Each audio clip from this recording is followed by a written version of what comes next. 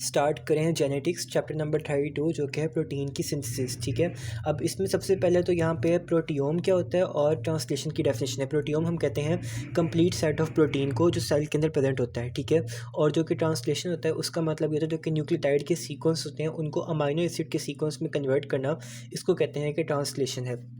Next बताया हुआ कि जेनेटिक कोड क्या होता है। अब जेनेटिक कोड जो कि होता है वो कोडोन से पता लगता है। कोडोन हमारे पास होता है triplet of nucleotide sequence for synthesis of amino acid. ठीक है, triplet of nucleotide sequence for the synthesis of amino acid, यहाँ पे कोडोन की डेफिनेशन ये आती है। और ये क्विक रिवीजन है तो मैं इसलिए रैपिडली इसको बता दूंगा। आगे उन्हें एग्जांपल दी होगी। अब आगे ये टेबल बना हुआ है, इस टेबल को पूरा रट्टा मारने की ज़रूरत नहीं है भाई। इस टेबल में बेसिक सा बताया हुआ है कि जो हमारे पास कोडोन होते हैं वो आगे कौन कौन से अमाइनो एसिड्स को सिंथेसाइज करे होते हैं। नीचे उन्हें बताया होगा मैथ्योनीन जो कि है इनिशिएशन कोडोन होता है। ये इंपॉर्टेंट है कि वो AUG होता है। ठीक है, 64 टोटल कोडोन्स बनते हैं यहाँ पे। उनमें 61 हमारे पास होते हैं वो कोडोन्स होते हैं जो हमारे पास कोड करते हैं अमाइनो एसिड्स को, और जो कि 3 होते हैं वो नॉनसेंस होते हैं जो कि हमारे पास जहाँ भी आ जाएंगे टर्मिनेशन कर देंगे, you are away, you are gone और यू गो अवे। ठीक है, ये कोडोन्स आ गए। नेक्स्ट पे यूनिवर्सिटी क्वेश्चन यहाँ पे बनेगा कि कैरेक्टरिस्टिक्स क्या होते हैं। कैरेक्टरिस्टिक्स में आता है स्पेसिफिसिटी, यूनिवर्सैलिटी, डीजेनरेसी और नॉन कॉमननेस। ठीक है, अब आगे यहाँ पे आता है स्पेसिफिसिटी का मतलब होता है कि एक जो स्पेसिफिक कोडोन है उसने एक ही तरह के अमाइनो एसिड के लिए सिंथेसिस करनी है। ठीक है, और जो अगले यूनिवर्सैलिटी में होगा कि ये जो कि मेथड होता है कोडोन का ये बहुत एवोल्यूशनरी है, पहले से चला आ रहा है, लेकिन माइटोकॉन्ड्रिया में इसमें एक्सेप्शन हो जाती है। माइटोकॉन्ड्रिया के नीचे में थोड़ा डिफरेंट हो जाएगा। अब वहाँ पे हमारे पास क्या डिफरेंट होगा कि जिस तरह के वहाँ पे UGA है, UGA नॉर्मली हमारे पास स्टॉप कोडोन है, you go away stop codon है, लेकिन हम यहाँ माइटोकॉन्ड्रिया में ट्रिप्टोफैन को बना रहे हैं। ठीक है, डीजेनेसी का मतलब होता है कि one amino acid can have more than one codon coding it. ठीक है, एक अमाइनो एसिड का एक ज़्यादा कोडोन हो सकता है। इससे मतलब ये नहीं कि स्पेसिफिसिटी खराब हुई है, मतलब एक कोडोन एक ही अमाइनो उसी तरह के अमाइनो एसिड के लिए स्पेसिफिक है, लेकिन हो सकता है कि 2 कोडोन है वो आर्जिनिन को बना रहे हैं। जिस तरह के आर्जिनिन के लिए हमने बताया कि 6 डिफरेंट कोडोन होते हैं, लेकिन मैथ्योनिन ट्रिप्टोफैन का सिर्फ एक कोडोन होता है। ठीक है, और जो कोडोन होते हैं ना, जो 2 कोडोन अगर एक ही अमाइनो एसिड को बना रहा है तो उसका मतलब है जो कि लास्ट पेस ऑफ ट्रिपलेट है वहाँ पे उनका डिफरेंस रहता है। Non overlapping and commonness. ठीक है, अब इसका मतलब ये है कि हमेशा जो कि सीक्वेंस होगा वो ट्रिपलेट में रीड किया जाएगा। ऐसा नहीं होता कि फुल सीक्वेंस को लेकर रीड किया जाए, और एक पार्टिकुलर डायरेक्शन जो होती है उसी डायरेक्शन में रीड किया जाएगा। ऑर्डर जो कि होता है मेंटेन रहता है। ठीक है, यहाँ पे रीडिंग फ्रेम का क्या मतलब होता है? रीडिंग फ्रेम का मतलब होता है order of a codon that produces the correct sequence of amino acid is called reading frame. ठीक है, नेक्स्ट बताया होगा कौन सी म्यूटेशन का। ठीक है, म्यूटेशन का आपको लोगों को पता है, कोई भी डिफरेंस जो होता है नॉर्मल से उसे म्यूटेशन कहते हैं। अब पहले की स्लाइट म्यूटेशन क्या होती है? स्लाइट म्यूटेशन का मतलब होता है अगर हम कोडोन में एक बेस को चेंज कर दें लेकिन प्रोडक्ट हमारे पास वही है। ठीक है, one of the base is change but the product is same, इसे बोलते हैं साइलेंट म्यूटेशन, और यही वर्डिंग यूज़ करें जो मैं यूज़ करूँ, ईजी है। ठीक है, जिस तरह कि UC होता है या UCA होता है वो नॉर्मल होता है हमारे पास। UCA नॉर्मल होता है सेरीन के लिए, अगर उसको UCU से करते हैं फिर भी वो सेरीन ही बनाता है। अगला आता है मिस सेंस म्यूटेशन की, अगर हमने बेस चेंज किया और प्रोडक्ट भी चेंज हो जाए। जिस तरह कि अगर हम UCA से CCA करते हैं तो वो सेरीन नहीं बल्कि प्रोलीन हो जाएगा। ठीक है, आगे बताया कि नॉनसेंस म्यूटेशन क्या होती है? अगर हम बेस चेंज करें और बन जाए हमारे पास स्टॉप कोडोन। ठीक है, UCA था तो अगर UAA कर दें UR अवे तो वो हमारे पास बन जाएगा टर्मिनेशन कोडोन स्टॉप कोडोन। आगे बताया होगा अदर टाइप ऑफ म्यूटेशन, इसमें है ट्राई न्यूक्लियोटाइड रिपीट एक्सपेंशन। अगर कोडोन में जो कि ट्राई न्यूक्लियोटाइड का एक्सप्रेशन है वो मल्टीपल टाइम्स एबनॉर्मली रिपीट हो जाता है, repetition of the tri nucleotide sequence होता है, तो उससे हमारे पास जो होगा अमाइनो एसिड वो एबनॉर्मली उसकी कॉपीज बनना शुरू हो जाएंगी। और वो जो कि एबनॉर्मल कॉपीज होती हैं वो हमारे पास क्या करेंगी, अगर CAG जिस तरह के सीक्वेंस करता है ग्लूटामीन के लिए उसकी ट्राई न्यूक्लियोटाइड रिपीट एक्सपेंशन हो जाए तो वो कर देगी हंटिंगटन डिजीज। अगर हमारे पास ट्राई न्यूक्लियोटाइड की जो कि रेपिटेशन एक्सपेंशन है अनट्रांसलेटेड रीजन्स पे हो गई तो वो कर देगी फ्रेजाइल एक्स सिंड्रोम। ठीक है, आगे उन्होंने एक MCQ वाला पॉइंट बताया कि DNA की हाइपरमिथाइलेशन के बारे में कि in fragile X syndrome, the most common cause of the intellectual disability in male, the expansion result in gene silencing through the DNA hypermethylation। ठीक है, तो ये हाइपरमिथाइलेशन का MCQs है। आगे सप्लाइड साइड म्यूटेशन क्या होती है? सप्लाइड साइड का म्यूटेशन होता है कि हमारे पास अगर सप्लाइड साइड पे म्यूटेशन हो जाए, सप्लाइड साइड पे हमारे पास कोडोन का पेयर में आल्टरेशन आ जाए और वो हमारे पास एबनॉर्मल रिमूवल ऑफ इंट्रोन कर देगी। इंट्रोन्स जो एक्सोन्स होते हैं उनका एबनॉर्मल रिमूवल ऑफ इंट्रोन कर देगी, तो उससे बोलेंगे कि सप्लाइड साइड म्यूटेशन है। और इसकी एग्जांपल में देंगे मायोटोनिक डिस्ट्रॉफी। आगे तो frame shift mutation. Frame shift mutation नाम से मुश्किल है बहुत आसान। इसका मतलब ये एडिशन और डिलीशन न्यूक्लियोटाइड सीक्वेंस, ठीक है। एडिशन या फिर डिलीशन कर देना कोडोन के न्यूक्लियोटाइड सीक्वेंस में, तो उसको बोलते हैं कि ये आ गई फ्रेम शिफ्ट म्यूटेशन, ठीक है। एडिशन या deletion of nucleotide sequence from the coding end of messenger RNA results in abnormal protein, उसको बोलेंगे कि वो हमारे पास है फ्रेम शिफ्ट म्यूटेशन। अगर वो एडिशन भी हो सकती है और डिलीशन भी हो सकती है। एग्जाम्पल में दिए सिस्टिक फाइब्रोसिस में हमारे पास फिनाइल एलानिन के जो न्यूकोडोन कोड करा होता है उसकी डिलीशन हो जाती है, इसमें जो कि 3 न्यूक्लियोटाइड होंगे उनकी डिलीशन हो जाएगी, ठीक है। तो वो हमारे पास क्या करेगी, सिस्टिक फाइब्रोसिस का जो कि transmembrane conductance regulator protein होता है वो हमारे पास एबनॉर्मली वर्क करेगा, उसमें अल्ट्रेशन आ जाएगी, वो वर्क नहीं कर पाएगा, जिसकी वजह से एपिकल क्लोराइड चैनल होंगे सेल के अंदर, वो जो कि होंगे वो रेगुलेट नहीं हो पाएंगे, और थिक जो कि स्टिकी सिक्रीशन है हमारे पास वो लंग्स में और डाइजेस्टिव सिस्टम में पूरी पड़ जाएगी, जिससे कि लंग डैमेज और पेंक्रियाटिक इनसफिशिएंसी हो सकती है। ये हमारे पास आता है सिस्टिक फाइब्रोसिस। एक बार सिस्टिक फाइब्रोसिस को दोबारा सुन लें क्योंकि इंपॉर्टेंट है। सिस्टिक फाइब्रोसिस में ये होता है कि हमारे पास जो कि फिनाइल एलानिन है जो कि उसके कोडोन कोड करा है उसके न्यूक्लियोटाइड लॉस हो गए हैं, डिलीशन हो गई है 508 पोजीशन से, ठीक है। जिसकी वजह से तो उसने प्रोटीन सिंथेसाइज करना था CFTR, ठीक है। सिस्टिक फाइब्रोसिस ये CFTR जो प्रोटीन है transmembrane conductance regulator protein, वो सिंथेसाइज नहीं हो पाएगा। जब वो सिंथेसाइज नहीं हो पाएगा तो उससे हमारे पास जो एपिकल क्लोराइड चैनल होंगे वो काम नहीं कर पाएंगे। जब एपिकल क्लोराइड चैनल का लॉस हो जाएगा तो थिक स्टिकी और म्यूकस की सिक्रीशन होगी, वो लंग्स के अंदर, पेंक्रियास के अंदर, जीआईटी के अंदर वहाँ पे एंट्रैप हो जाएगी, तो उससे बोलेंगे कि हमारे पास डाइजेस्टिव डिफिशिएंसी और पेंक्रियाटिक इनसफिशिएंसी कॉज कर देगी। तो ये होता है सिस्टिक फाइब्रोसिस, ठीक है। नेक्स्ट आगे बताया components required for the translation. अब जो कंपोनेंट्स हैं रिक्वायर्ड फॉर ट्रांसलेशन के लिए इनके सिर्फ नाम है, इन कंपोनेंट्स को उनको बस ऐसे ही पढ़ लेना कि वो कौन कौन से amino acid transfers RNA, amino acid tRNA synthetases, ये एंजाइम है।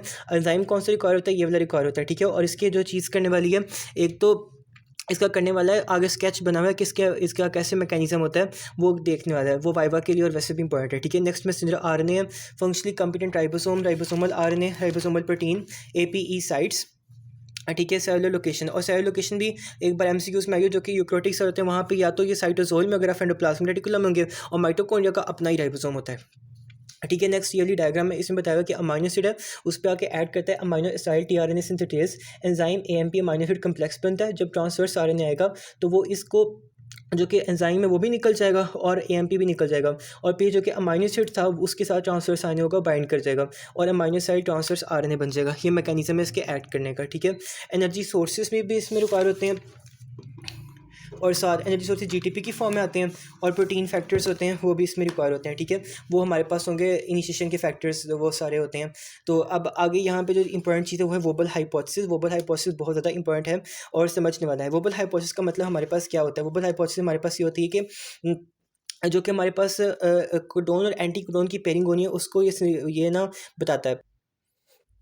वॉबल हाइपोथेसिस इस बात को स्टेट करता है जो कि कोडोन और एंटी कोडोन की पेयरिंग होती है हमारे, वो होती है according to the Watson and Crick model, लेकिन जो कि हमारे पास first base of the anti codon है और लास्ट बेस ऑफ कोडोन है वो इसको फॉलो नहीं करते। अब वो कैसे फॉलो नहीं करते वो डायग्रामेटिकली बताया हुआ है कि ना यहाँ पे बताया हुआ है, देखो यहाँ पे ये जो चीज़ ऊपर ना ट्रांसफर्स आरएनए के साथ लगा होता है हमेशा ये एंटी कोडोन होता है, और नीचे जो कि है वो कोडोन है मैसेंजर आरएनए का। अब जो कि एंटी कोडोन का फर्स्ट वाला है ना वो यहाँ से है, ठीक है। एंटी कोडोन का जो कि फर्स्ट वाला है अब वो, और जो कि कोडोन है वो इस साइड से है, ठीक है। कोडोन ये 5 से 3 है ना, और जो कि एंटी कोडोन है उसका 5 से 3 ऐसे है, ठीक है। अब इसका जो कि फर्स्ट वाला है ना यू, और इसका जो कि यहाँ पे लास्ट वाला है मैसेंजर आरएनए का, आपस में इन दोनों की base pairing according to Watson Crick model नहीं है, क्योंकि अगर ये यू है तो यहाँ पे जी नहीं आना चाहिए, यहाँ पे फिर ए आना चाहिए, लेकिन यहाँ पे जी है। अब ये जो क्या ये टोटली आपस में ऑपोजिट हो गया है, बाकी तो दोनों की वही सेम है, वाटसन क्रिक बेस के, ए के साथ यू है, जी के साथ सी है, लेकिन यहाँ पे जो कि यू के आगे ए नहीं आया बल्कि जी आ गया, यानी कि इसने वाटसन क्रिक मॉडल को फॉलो नहीं किया। तो यही वोबल हाइपोथेसिस सपोर्ट करता है कि इससे हमारे पास हम एक जो कि ट्रांसफर्स आरएनए होता है वो काफ़ी मैसेंजर, एक जो कि एंटी कोडोन वाला होता है वो ज़्यादा कोडोन के लिए रीड कर सकता है, ठीक है। इसके लिए हमारे पास ये नहीं होता कि 61 ट्रांसफर्स आरएनए की स्पीशीज रिक्वायर होंगी, बल्कि वो एक ही होता है जो काफ़ी ज़्यादा मैसेंजर आरएनए कोडोन को रीड कर सकता है। तो यही बताया वोबल हाइपोथेसिस में, इसको मैंने साइड पे लिखा हुआ है शॉर्ट करके। Wobble hypothesis state that there is Watson and Crick based pairing between the codon and anticodon, but for except for the base of the first base of the codon and except for the last base of codon and the first base of anticodon follow the non traditionary pairing, T base pairing, ठीक है। और ये allow करते ताकि vowel हो सके, ठीक है। तो इसको यहाँ से देख लेना। अगला टॉपिक है ट्रांसलेशन के लिए। अब ट्रांसलेशन वाला टॉपिक ना इतना लंबा और इतना मुश्किल है नहीं जितना कि लिपिन कोड पे बताया हुआ है। सिर्फ इसे कोई 7 स्टेप्स बनते हैं और ये पूरा कवर कर देते हैं, ठीक है। इनको मैंने अपने नोट्स पे लिस्ट किया, तो वहाँ से करवाता हूँ, सारा डायग्राम दिखाता हूँ, तो वो ईजिली आपको पता लग जाएगा उसका। अब ट्रांसलेशन होती है इनिशिएशन, एलोंगेशन और टर्मिनेशन में। ट्रांसलेशन में सबसे पहले हमारे पास ये होता है कि ना एक सीक्वेंस होता है प्रोकैरियोट्स में, शाइन डेल गार्नो सीक्वेंस उसको बोलते हैं। वो अटैच होते हैं मैसेंजर आरएनए पे 6 to 10 बेस अपस्ट्रीम, यानी कि prior to the start codon. अब ये सीक्वेंस यहाँ पे है शाइन डेल गार्नो सीक्वेंस, ठीक है। और ये स्टार्ट कोडोन है और ये इससे पहले आया हुआ है, ठीक है। ये हमारे पास प्रोकैरियोट्स में जब होता है ये अटैच करता है मैसेंजर आरएनए के साथ, ठीक है। ये जो कि सीक्वेंस है मैसेंजर आरएनए पे आके अटैच होता है, ठीक है, प्रोकैरियोट्स में। और यूकैरियोट्स में हमारे पास कोई ऐसी अटैचमेंट नहीं होती, कोई सीक्वेंस नहीं होता। यूकैरियोट्स में डायरेक्ट ही जो कि यूकैरियोट में कैप होती है ना मैसेंजर आरएनए की, उस कैप के साथ आके डायरेक्ट अटैचमेंट हो जाती है। मैसेंजर आरएनए की जो कि कैप होती है उसी के साथ आके हमारे पास जो अटैचमेंट होती है वहाँ हो जाती है। यूक्रोट में कोई ऐसा सीक्वेंस नहीं होता। जो स्मॉल राइबोसोमल सब यूनिट होता है वो बाइंड कर जाता है कैप के साथ, और इसके लिए हमें प्रोसेस के लिए एनर्जी भी रिक्वायर होती है, ठीक है। और यहाँ पे जो कि ट्रांसक्रिप्शन फैक्टर होता है इसके लगता है, इसके जो कि इनिशिएशन फैक्टर लगता है वो होता है यूक्रियोट में, तो यूक्रियोटिक इनिशिएशन फैक्टर 4 लगता है, ठीक है। अब जो कि इनिशिएशन फैक्टर होते हैं ना, यूक्रियोट में सिर्फ 3 नहीं होते, यूक्रियोट में काफ़ी इनिशिएशन फैक्टर होते हैं, लेकिन प्रोक्रियोट में होते हैं सिर्फ 3 इनिशिएशन फैक्टर होते हैं, ठीक हो गया। नेक्स्ट पे उन्होंने बताया होगा इनिशिएशन कोडोन, इनिशिएशन कोडोन। अब अगले स्टेप में होगा जो कि चार्ज ट्रांसफर्स आरएनए होगा, जिसके ऊपर एन फॉर्माइल मैथनीन होगा, वो बाइंड करेगा पी साइड पे ऑन द स्मॉलर राइबोसोमल सब यूनिट 30S पे, ठीक है। ये जो कि चार्ज ट्रांसफर्स आरएनए सिर्फ ये हमारे पास जो कि इनिशिएशन कोड होगा उसको रीड कर सकेगा, ठीक है। अब ये जो कि होगा इसमें एन फॉर्माइल मैथनीन बाइंड करेगा पी साइड पे ऑन द स्मॉलर राइबोसोमल सब यूनिट 30S पे, और इसको गाइड करेगा इंट्रिंसिक इनिशिएशन फैक्टर 2 या फिर यूक्रियोटिक इनिशिएशन फैक्टर 2 कह देंगे। एनर्जी यूज होगी जीटीपी की फॉर्म में। अब आगे उन्होंने इसकी अटैचमेंट भी दिखाई होगी। यहाँ से देखो स्टार्ट क्यों है कि यहाँ से बाइंडिंग स्टार्ट हो रही है और यहाँ पे इसकी 3 साइड होती है ना, ए पी और ई, ठीक है। तो वो पी साइड पे आके हमारे पास अटैच हो गया पहले वाला, जिसके ऊपर फॉर्माइल मैथ्योनीन था। ये 4 ट्रांसफर्स आरएनए था और ये पी साइड पे आ गया। अब आगे जो थर्ड स्टेप होता है वो होगा इनलॉन्गेशन का।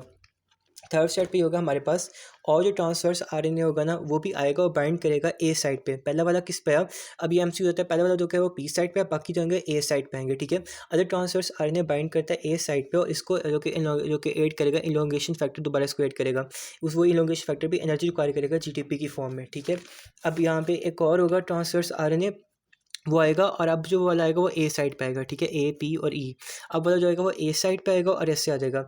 नेक्स्ट स्टेप में ये होगा कि पेप्टाइड ट्रांसफरेज एंजाइम है जो कि हमारे पास बॉन्ड की फॉर्मेशन करेगा बिटवीन 2 अमीनो एसिड, और जो कि पूरा प्रोटीन कम्प्लेक्स है वो हमारे पास जो कि शिफ्ट हो जाएगा transfers RNA on the A side पे।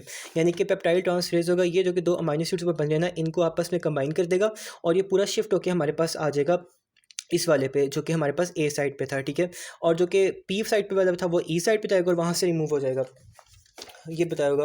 अब जो कि जो हमारे पास ये एलोंगेशन फैक्टर आएगा वो हमारे पास मूवमेंट कराएगा ट्रांसफर्स आने की पी साइड से ई साइड पे, और जो कि ए साइड वाला था उसको वो पी साइड पे मूव करवा देगा, ठीक है, ताकि ए साइड दोबारा एम्प्टी हो जाए। ए साइड एम्प्टी होगी और वहाँ पे रेपिटेशन होगी दोबारा स्टेप की। लास्ट पे हमारे पास जब कोई टर्मिनेशन होगी तो वो स्टॉप हो जाएगा। टर्मिनेशन के लिए हमारे पास जो कि होगा वो रिकगनाइज करेंगे रिलीज फैक्टर होंगे, रिलीजिंग इसके RF1 RF2 इसके होंगे फैक्टर्स। वो रिलीजिंग फैक्टर्स होंगे ना, वही इसको रिकगनाइज करेंगे कि हमारे पास कोई टर्मिनेटिंग सिग्नल आए जिसकी वजह से इसको स्टॉप कर दिया जाए। एनर्जी होगी जीटीपी की फॉर्म में दोबारा यूज़ होगी। तो ये बताया हुआ। आगे जो इसके बारे में बहुत इंपॉर्टेंट क्वेश्चन आता है ना, वो इसके इनहिबिटर्स हैं कि कौन कौन सी चीज़ें इसको इनहिबिट करें और किस किस लेवल पे इसको इनहिबिट करेंगे। अब जो इनहिबिटर्स है ना उसमें हमारे पास मैंने निमोनिक के साथ थोड़े से लिखे हुए हैं। स्टेप्टोमाइसिन S30 वो डिस्टॉर्ट कर 30 सब यूनिट को। T8 टेट्रासाइक्लिन ब्लॉक करता है SS2 minus side to A side, ठीक है। और आगे होता है ये हमारे पास जो कि है स्टेप्टोमाइसिन वाला इनिशिएशन का है, ठीक है। और ये एलोंगेशन के आगे बता रहा हूँ। एलोंगेशन में है कि CPT क्लोरोएम्फेनिकोल है वो इनहिबिट करता है पेप्टाइड ट्रांसफरेज को। और बाकी है PP वो यानी कि प्यूरोमाइसिन, जो कि प्यूरोमाइसिन है वो क्या करता है, एक्सेप्ट करता है पेप्टाइड को फ्रॉम द पी साइड से, उसकी प्री मेच्योर टर्मिनेशन करा देगा। और लास्ट वाला E50 एथ्रोमाइसिन बाइंड करता है रिवर्सिबली टू साइट ऑफ 50 सब यूनिट, ताकि वो अवेलेबल ना रहे इस ट्रांसलेशन के लिए। और वो इसको इस प्रोसेस को ट्रांसलोकेशन इनहिबिटर भी कहते हैं। यहाँ पे भी इनहिबिशन होती है, एलोंगेशन वाले इनहिबिटर्स हैं, ठीक है। ये भी UQ है पास्ट का, बहुत इंपॉर्टेंट है। नेक्स्ट पे आगे एक टेबल बना है, उस टेबल को रीड एक बार देख लेना है कि किसका क्या रोल है, ये फैक्टर्स का, initiation factors, elongation factor, termination factor, और उससे आगे बताया हुआ है को एंड पोस्ट ट्रांसलेशन मॉडिफिकेशन का। को ट्रांसलेशन मॉडिफिकेशन तभी उसी स्टेज में होगी प्रोटीन की, पॉलीपेप्टाइड की, जो वो अटैच है हमारे पास विद द राइबोसोम, और पोस्ट ट्रांसलेशन मॉडिफिकेशन होगी when it is completely synthesised and deattached from the ribosome. अब जो कि उसके मेथड्स हैं वो काफ़ी हो सकते हैं। उस मेथड में बहुत सिंपल सी बात लिखी है, ट्रिमिंग। ट्रिमिंग का मतलब है कि हमारे पास एंडोप्रोटीएस ऐड करें और इनएक्टिव प्रीकर्सर को एक्टिव प्रीकर्सर में चेंज करें। रेफरेंस है जिस तरह के इंसुलिन होता है वो पहले प्रो इंसुलिन होता है, फिर उसकी क्लीवेज होती है एंडोप्लाज्मिक रेटिकुलम और गोल्गी अपरेटस में, ठीक है। कोवलेंट मॉडिफिकेशन फॉस्फोराइलेशन हो सकती है, काइंस होते हैं फॉस्फोरिलेट कराते हैं, फॉस्फोटेसिस होते हैं डीफॉस्फोरेशन कराते हैं, एक्टिव और डीएक्टिवेट एंजाइम को करते हैं, जिस तरह की पूरे हमने वो कार्ब मेटाबॉलिज्म में पढ़ा है कैसे एक्टिव और डी एक्टिवेट होते हैं। ग्लाइकोसाइलेशन में एन लिंक ग्लाइकोसाइलेशन होती है, ओ लिंक ग्लाइकोसाइलेशन होती है। एन लिंक का मतलब होता है अगर हम कार्बोहाइड्रेट चेन को ऐड करें अमाइड नाइट्रोजन पे किसी भी अमीनो एसिड के, और ओ लिंक्ड वो होती है जिसपे हम ऐड करें कार्बोहाइड्रेट को ऐड करें हाइड्रोक्सिल ग्रुप के वाले अमीनो एसिड्स के साथ, ठीक है। तो उससे हम ओ लिंक कहते हैं। तो ये पूरा पहले जगह पूरा यहाँ से, ठीक है। नेक्स्ट बताया होगा हाइड्रोक्सिलेशन। हाइड्रोक्सिलेशन जिस तरह की हमारे पास उसकी होती है कोलेजन की, विटामिन सी डिपेंडेंट हाइड्रोक्सिलेज होता है, एंजाइम वो ऐड करते हैं ताकि हाइड्रोक्सिलेशन करा दें। अदर कोवलेंट मॉडिफिकेशन में आ जाएगा जिस तरह के विटामिन के डिपेंडेंट कार्बोक्सिलेशन होती है, या फिर बायोटिन डिपेंडेंट कार्बोक्सिलेशन होती है, या फिर फार्निसाइलेशन होती है। फार्निसाइलेशन कोलेस्ट्रॉल की होती है।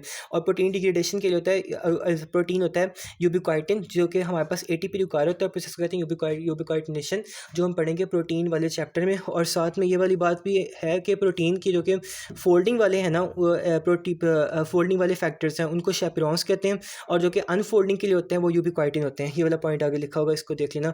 बाकी सारा तो ये वाला बहुत आसान सा टॉपिक है। ट्रांसलेशन थी थोड़ी सी डिफिकल्ट लगती है, लेकिन वो भी बस 7 स्टेप्स हैं करने के लिए, वहाँ से कवर हो जाते हैं।